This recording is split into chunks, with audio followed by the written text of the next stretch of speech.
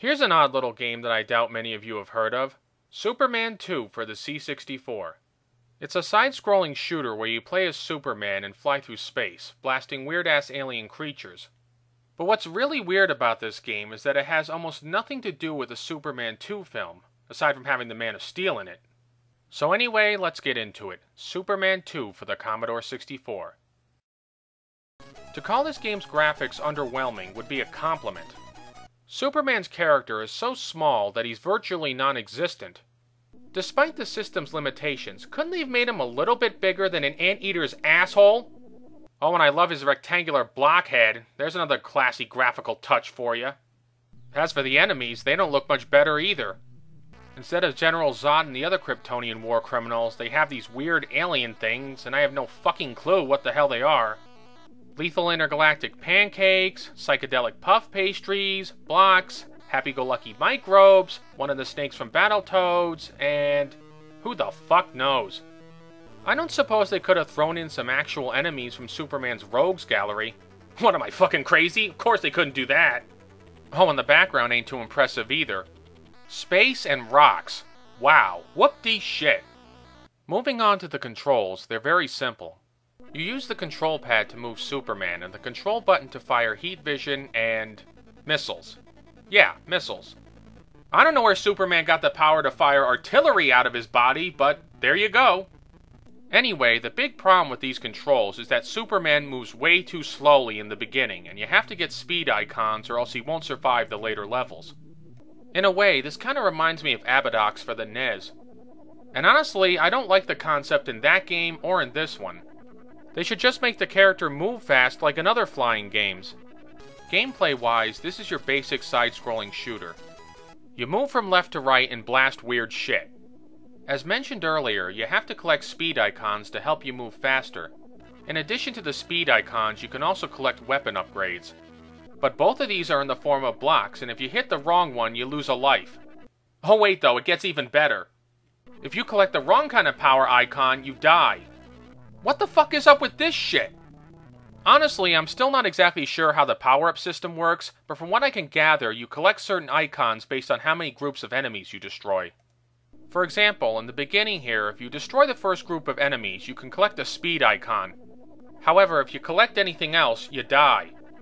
And if you don't destroy the first group of enemies, you can't even collect the speed icon.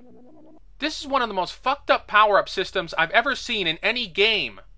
Imagine playing Contra and only being able to get gun upgrades based on how many enemies you kill. It's ridiculous, right? Worse yet, the screen flies by so fucking fast that you won't even have time to see what you're grabbing. So you have to keep on dying until you figure it out. Another problem are these tiny shots from the enemies. They fly at you pretty quickly and are really hard to see unless you're paying attention. I don't suppose they could have made them just a little bit bigger and more visible. Then again, they couldn't even get Superman's head shape right, so I shouldn't expect that much out of them. The biggest problem with the game, though, is the difficulty. It gets way too hard, way too quickly. Plus, you only get 3 lives and no continues, so you get almost no chance to figure things out. And every time you start playing or lose a life, the game says, "Fasten your seatbelt." Instead of fastening my seatbelt, maybe I should ram it up the game designer's ass! At the start of the 3rd level, the game throws these barriers at you super fast, and if you don't have enough speed icons, forget it. You're done. And in the 2nd level, they have these rocks on the side of the screen that kill you instantly. First of all, he's fucking Superman! How is crashing into a rock gonna kill him? Second of all, if this is outer space, then why doesn't he just fly around the fucking things? Yeah, I know it's a video game and all, but couldn't they have given him a life bar or maybe made the rocks kryptonite or something? At least that would make some fucking sense. I mean, for Christ's sakes, it's like an 8-year-old with a missing brain program, this piece of shit. You would think that would be enough aggravation for one game, but oh no, they got more in store for you. For example, enemies like this worm in Stage 2 and this swirly fucking thing in Stage 4 are nearly impossible to avoid. And since these fucking things are invulnerable, you either have to get past them or get killed. Once again, a life bar would have helped. Or at the very least, save these enemies for the end of the game instead of dropping them right in the beginning. By the time I got to level 5, I had enough. The game is so dull, difficult, and repetitive that it wore me out very quickly. Furthermore, it has next to nothing to do with Superman. If you're gonna call a game Superman 2, then at least put some elements from the movie or the Superman comic books into it. The way this game is now, you could take the Man of Steel out of it and replace him with a space fighter, and there wouldn't be any fucking difference! Which begs the question, why put him in there in the first place? What, was it just for shits and giggles?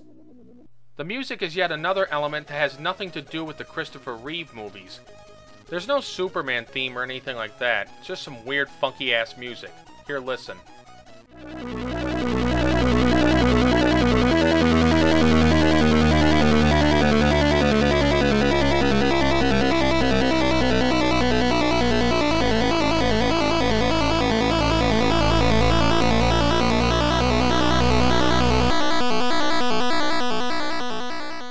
I don't even know whether I like it or not.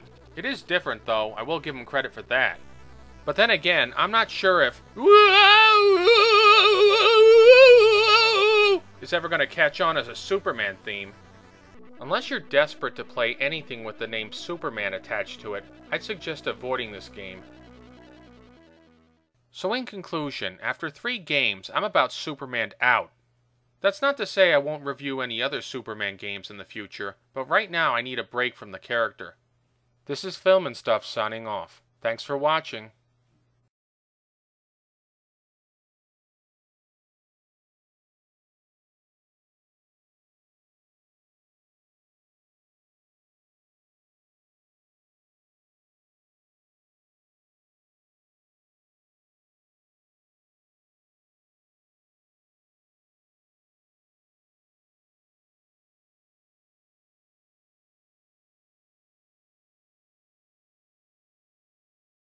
Instead of fastening my seatbelt, maybe I should ram it up the game designer's ass!